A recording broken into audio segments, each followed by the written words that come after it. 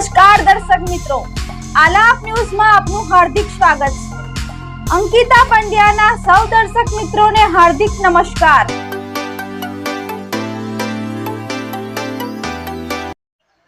નમસ્કાર દર્શક મિત્રો, ભરૂચ લોકસભાની બેઠકના મંથન માટે આજે આપણે સૌ એકત્ર થયા છીએ. ભરૂચ લોકસભા બેઠક 1989 થી ભારતીય જનતા પાર્ટીના કબજા હેઠળ છે. આ પહેલા આ બેઠક એ કોંગ્રેસનો ગઢ કહેવાતી હતી અને અહેમદ પટેલનું એકચક્રીય શાસન છેલ્લા કેટલાય વર્ષોથી આ બેઠક પર રહ્યું હતું અને દેશમાં એવું કહેવાય રહ્યું હતું કે કદાચ ઇન્દિરા ગાંધી હારી જાય પરંતુ અહેમદ પટેલ ન હારે. આવી પરિસ્થિતિમાંથી 1989માં ભરૂચ બેઠકના મતદારોએ પોતાનો નવો મિજાજ બતાવ્યો અને અહેમદ પટેલને ઘર બેઠા કર્યા. ત્યાર પછી અહેમદ પટેલ આ બેઠક ઉપર ચૂંટણી લડવાની હિંમત કરી શક્યા નહીં અને ત્યારથી સતત ભારતીય જનતા પાર્ટીનો ભરૂચ લોકસભા બેઠક ઉપર કબજો રહ્યો છે. હાલની લોકસભા ચૂંટણીમાં ભરૂચ બેઠક ઉપરથી ભાજપના મનસુખ વસાવા એ 7મી વાર મેદાનમાં ઉતર્યા છે, જ્યારે ઇન્ડી ગઠબંધનના ભાગરૂપે આમ આદમી પાર્ટીના ચૈતર વસાવા એ લોકસભામાં ઉમેદવાર તરીકે એ સામે આવ્યા છે. પરંતુ ચૈતર વસાવા એ મજબૂત દાવેદાર હોવાનું કેટલાક મીડિયાના મિત્રો અને કેટલાક રાજકીય હિતેચ્છુઓ એ પ્રસ્થાપિત કરવા માટેનો પ્રયત્ન કરી રહ્યા છે. ત્યારે આજની આ ભરૂચ લોકસભા બેઠકના મંથનના કાર્યક્રમમાં આપ સૌનું હાર્દિક સ્વાગત છે. ભરૂચ બેઠકની આપણે વાતચીત કરીએ, ચર્ચા કરીએ એ પહેલા વર્તમાનમાં ચૂંટણીના માહોલમાં કેટલાક નેતાઓ શું પ્રવચન કરી રહ્યા છે આપણે છીએ.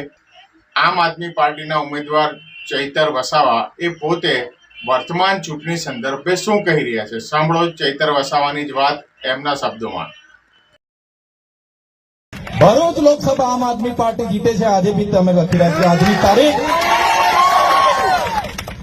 આ તમારો આદિવાસી સમાજનો દીકરો કહે છે નરેન્દ્ર મોદી મારી સામે ઉમેદવાર હશે કે રાહુલ ગાંધી હશે કે મુમતાઝ પટેલ હશે, ભરૂચ લોકસભામાં ચૈતર વસાવાને રોકવા વાળા કોઈના તાકાત નથી કે ચૈતરભાઈને જીતતા રોકે. ભારતીય જનતા પાર્ટી ગુજરાત પ્રદેશના અધ્યક્ષ CR પાટીલ એ ભાજપના ઉમેદવાર મનસુખ વસાવા વિશે પોતાના કાર્યકર્તાઓ સામેના પ્રવચનમાં જે કંઈ કહી રહ્યા છે તેઓ વસાવા માટે શું કહી રહ્યા છે. સાંભળો CR પાટીલના શબ્દોમાં. મનસુખભાઈ માટે બધા કહે કે બહુ ગરમ છે, બહુ ગુસ્સો કરે છે, પણ હું એને અભિનંદન આપું છું કે લડે છે કોના માટે? ગરીબ લોકો માટે, કાર્યકર્તા માટે. કોઈ પણ અધિકારી ગમે તેવો મોટો હોય, કોઈ પણ ચમરબંધ હોય, એની સાથે અથડાવામાં મનસુખભાઈ ક્યારેય ચિંતા કરતા નથી. પોતાના ભવિષ્યની પણ ચિંતા કરતા નથી, પોતાના રાજકીય કારકિર્દીની ચિંતા કરતા નથી. મારા કાર્યકર્તાને અન્યાય નહીં થવું જોઈએ, મારા વિસ્તારના લોકોને અન્યાય નહીં થવું જોઈએ, એવા એકમાત્ર ઉદ્દેશ સાથે એ તાકાતથી કામ કરે છે. જ્યારે જેલમાં હતા ત્યારે એના સમર્થનમાં નેત્રંગમાં કરવામાં આવેલી જાહેર સભાને સફળ બનાવવા માટે જે સક્રિય હતા એવા કોંગ્રેસના આગેવાન અને સુગરના માજી ચેરમેન સંદીપ વાંગરોલા એ શું કહી રહ્યા છે ચૈતર વસાવા વિશે એ પણ સાંભળીએ. રસપ્રદ વાતો છે આ બધી. ચૈતર વસાવા બકરી ઉપર સવારી જાણે કરવા નીકળેલા હોય એવું મને લાગે છે. ત્યારે એમણે પણ ચેતવાની જરૂર છે. અમે તમારા પ્રશ્નોની સાથે તમારી સાથે હતા, પણ એ ચૈતર વસાવાની કારણે નહીં, એક આદિવાસી સમાજના નવયુવાન ઉપર, એક આગેવાન ઉપર અત્યાચાર થાય છે અને એના કારણે અમે તમારી સાથે હતા. નમસ્કાર દર્શક મિત્રો, નેતાઓની વાતો આપણે સાંભળી, નેતાઓ શું કહી રહ્યા છે એ પણ આપણે સાંભળી. દર્શક મિત્રો, ચૂંટણી એ દાવા, વાયદા અને ઈરાદાની એ આખી રમત છે. આ દાવાઓ અને વાયદાઓ તો આ ઉમેદવારોના આપણે સાંભળ્યા, પરંતુ આજના મંથનમાં આપણે જે ચર્ચા કરવાના છે, ભારતીય જનતા પાર્ટીએ ભરૂચ લોકસભા જીતવા માટે જે 5 લાખ મતોની સરસાઈની અપેક્ષા રાખી છે એ ખરેખર 5 લાખ મતોની સરસાઈ ભારતીય જનતા પાર્ટી મેળવવામાં સફળ થશે ખરી? શું ભારતીય જનતા પાર્ટીએ 5 લાખ મતો જીતવા માટેનું કોઈ આયોજન કર્યું છે ખરું? કે ગ્રાઉન્ડ લેવલ ઉપર આ 5 લાખ મતો મેળવવા માટેની યોજના કે ભારતીય જનતા પાર્ટીએ બનાવી છે ખરી?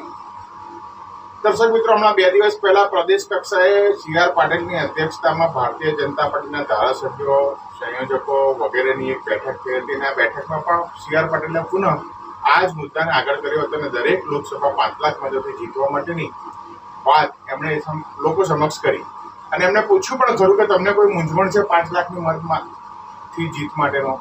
તો કોઈનો પ્રશ્ન પણ સામે નહીં આવ્યો. એની ફોર્મ્યુલાના ભાગરૂપે CR પાટીલે આ ધારાસભ્યને એવું પણ કહ્યું કે દરેક વિધાનસભા જો આપણે 1 લાખ મતની સરસાઈથી જીતવાનો પ્રયત્ન કરીએ તો આ 5 લાખ મતથી જીતવું એ સરળ બની શકે. આવી વાત CR પાટીલે આ કાર્યકર્તાઓ સમક્ષ તો રજૂ કરી જ છે, પરંતુ ખરેખર 5 લાખ મતોથી જીત એ શક્ય છે ખરી? ભારતીય જનતા પાર્ટી છેલ્લી 2019ની લોકસભામાં ગુજરાતમાં 5 લાખ મતોથી વધુની સરસાઈથી જીતી હોય એવી લોકસભા બેઠકો કેટલી? તો એવી ઘણી ઘણી લોકસભા બેઠકોમાં આ 5 લાખ મતની સરસાઈ છે. તો 26 બેઠકો ઉપર 5 લાખ મતની સરસાઈ શક્ય છે ખરી? આ જ વાતનું મંથન આપણે કરવાના છે. કેટલીક ગત ચૂંટણીઓની આંકડાકીય માહિતી, મળેલા મત, વિવિધ પાર્ટીઓને મળેલા મત વગેરેની ગણતરી કરીને શું ભારતીય જનતા પાર્ટી આ 5 લાખ મતની સરસાઈ મેળવવામાં સફળ થશે ખરી એ જોવાનો આપણે પ્રયત્ન કરીશું. જોઈએ આ આંકડાકીય માયાજાળની સાથે ભારતીય જનતા પાર્ટીનો 5 લાખના મતનો દાવો એ કેટલો દમવાળો છે એ નિહાળીએ. દર્શક મિત્રો, ભારતીય જનતા પાર્ટીને 2009થી ભરૂચ લોકસભામાં જે મત મળી રહ્યા છે એ 2009માં 41.5%, 2014માં 51.77%, એટલે 10%નો વધારો, અને 2019માં 55.47% મત, એટલે 4%નો વધારો એ જોવા મળ્યો છે. લોકસભાની 2019ની ચૂંટણીની વાત કરીએ તો ભારતીય જનતા પાર્ટીને 6,37,795 મત મળ્યા હતા, જ્યારે કોંગ્રેસના શેરખાનને 3,03,581 મત મળ્યા હતા. આમ ભારતીય જનતા પાર્ટી એ 3,30,000 મતોની સરસાઈથી જીતવામાં સફળ થઈ હતી, પરંતુ છોટું વસાવા BTPના 1,44,083 જેવા માતબર મત એ ચૂંટણીમાં મેળવી ચૂક્યા હતા. હવે દર્શક મિત્રો, આ 2019ની લોકસભાની ચૂંટણીના મતોની વાત કરીએ. હવે વિધાનસભા 2022ની જે છેલ્લી ચૂંટણી થઈ એ ચૂંટણી દરમિયાન ભરૂચ લોકસભા બેઠક હેઠળ આવતી જે વિધાનસભાઓ છે એ વિધાનસભાઓમાં મળેલા મતોની આપણે ગણતરી કરીએ તો ભરૂચ વિધાનસભામાં 1,08,655, વાગરામાં 83,036, ઝઘડિયામાં 89,933, કરજણમાં 83,748, અંકલેશ્વરમાં 96,405, ડેડિયાપાડામાં 63,151 અને જંબુસરમાં 91,533 કુલ મત ભારતીય જનતા પાર્ટીને મળ્યા. અને આ સાતે વિધાનસભાનો કુલ સરવાળો કરીએ તો 6,16,461 મત એ ભારતીય જનતા પાર્ટીને મળ્યા છે. તો સામે પક્ષે કોંગ્રેસ જે આ વિધાનસભાની ચૂંટણી લડી એ કોંગ્રેસ અને આમ આદમી પાર્ટીના જે મતો છે એ મતોની સરખામણી કરીએ તો 4,73,881 મત એ કોંગ્રેસ અને આમ આદમી પાર્ટી બેના ઉમેદવારોને જે વિધાનસભાની ચૂંટણીમાં મળ્યા હતા એ થાય છે. આમ વિધાનસભાની ચૂંટણીની ગણતરી કરીએ તો 6,16,461ની સામે આમ આદમી પાર્ટી અને કોંગ્રેસના મતો 4,73,881ને બાદ કરીએ તો ભારતીય જનતા પાર્ટીની સરસાઈ 1,42,580 મતોની થાય છે. અને દર્શક મિત્રો, વધુ આશ્ચર્યની વાત તો એ છે કે લોકસભા 2019ની ચૂંટણી કરતા વિધાનસભાની ચૂંટણીમાં તો ભારતીય જનતા પાર્ટીના મતો એ 21,000 જેવા માતબર મત એ ઘટ્યા છે. આ આશ્ચર્ય પ્રમાણે જેવું છે કે વિધાનસભાની ચૂંટણીમાં મતદારો ખૂબ મોટી સંખ્યામાં સક્રિય હોય છે, મતદાનની ટકાવારી ઓછી હોય છે, કાર્યકર્તા પણ વધારે છે, પરંતુ તેમ છતાંય 2019ની લોકસભા ચૂંટણી કરતા વિધાનસભામાં ભાજપને ઓછા મત મળ્યા છે. દર્શક મિત્રો, આમ આદમી પાર્ટી જે પહેલી વખત લોકસભાની ચૂંટણી લડી રહ્યા છે એને જે મત મેળવ્યા છે વિધાનસભાની ચૂંટણીમાં એના ઉમેદવારોએ ભરૂચમાં 14,514, વાગરામાં 1,924, ઝઘડિયામાં 19,722, કરજણમાં 6,587, અંકલેશ્વરમાં 5,356, ડેડિયાપાડામાં 1,03,433 અને જંબુસરમાં 3,418 મત એ આમ આદમી પાર્ટીએ મળ્યા છે. આમ આદમી પાર્ટીને મળેલા કુલ મત 1,54,954 થાય છે અને કોંગ્રેસને મળેલા મત 3,18,927 થાય છે. આમ કોંગ્રેસ અને આમ આદમી પાર્ટીના મતોની સરખામણી કરીએ તો 4,73,881 મતો એ આ આમ આદમી પાર્ટી અને કોંગ્રેસના ગઠબંધનને મળ્યા છે. પરંતુ વિધાનસભા ચૂંટણી લડેલા બે ઉમેદવારો ભરૂચ અને વાગરાના હાલ તો એ ભાજપમાં સમાવેશ થઈ ગયા છે. પરંતુ વિધાનસભાની ચૂંટણીના મતો આ ત્રણ પાર્ટી વચ્ચે સરખાવીએ તો 1,42,580 મતની સરસાઈ એ ભારતીય જનતા પાર્ટીની રહી છે. હવે 1,42,580 મતોની સરસાઈ આમ રહી છે.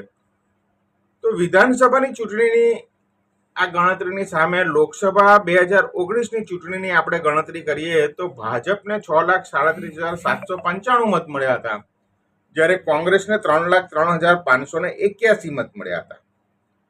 પરંતુ છોટુ વસાવા હાલ મહેશ વસાવા ભાજપમાં જોડાયાના કારણે નારાજ છે અને એ પોતે ઉમેદવારી કરવાના છે, એટલે એ ઉમેદવારી પણ સામે આવશે. તો છોટુ વસાવાને 2019માં 1,44,083 જેવા મત મળ્યા હતા.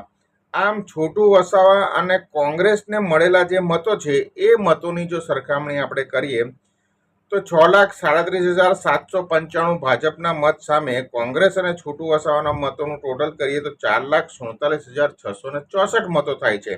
આમ ભાજપની સરસાઈ 1,90,131 જ રહી જાય છે. વિધાનસભાના મત પ્રમાણે 1,42,580 સરસાઈ છે અને લોકસભામાં છોટુ અને કોંગ્રેસના મતને સાથે મળીને ગણતરી કરીએ તો 1,90,131 મતની સરસાઈ એ ભારતીય જનતા પાર્ટીની રહે છે.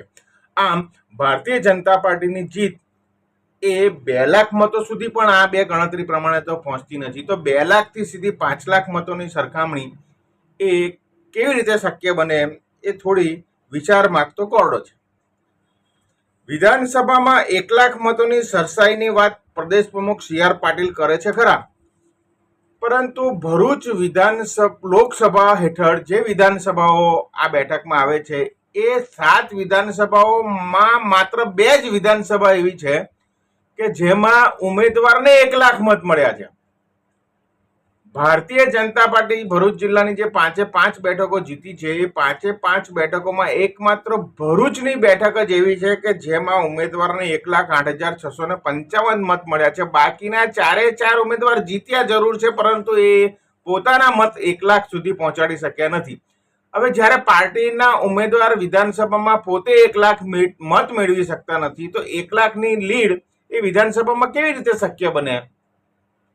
જ્યારે આમ આદમી પાર્ટીના ચૈતર વસાવા ડેડિયાપાડામાં 1 લાખ મત મેળવ્યા છે. આમ ચૈતર વસાવા અને રમેશ મિસ્ત્રી સિવાય કોઈ 1 લાખ મત તો મેળવી જ શક્યું નથી. ત્યારે વિધાનસભામાં 1 લાખ મતની સરસાઈ કાઢવી એ થોડું વધારે પડતું હોય એવું લાગી રહ્યું છે. દર્શક મિત્રો, આ આંકડાકીય માહિતીના આધારે એવું લાગી રહ્યું છે કે ભારતીય જનતા પાર્ટી કદાચ જીતશે તો ખરી જ, પરંતુ એ 5 લાખ મતોની સરસાઈ પ્રાપ્ત કરવી એ ભારતીય જનતા પાર્ટી માટે લોઢાના ચણા ચાવવા જેવી બાબત છે. કારણ કે ભારતીય જનતા પાર્ટીના વર્તમાન કાર્યકર્તાઓ એ 1990 કે 1995 સુધી જે ડેડિકેટેડ કાર્યકર્તાઓ હતા એ કાર્યકર્તાઓ કરતા અલગ પ્રકારના કાર્યકર છે. આ કાર્યકર્તાઓ માત્ર સોશિયલ મીડિયા ઉપર સક્રિય દેખાય છે.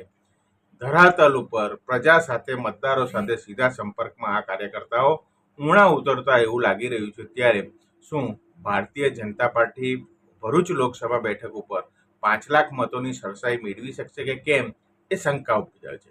નમસ્તે દર્શક મિત્રો, ભારત માતા કી જય.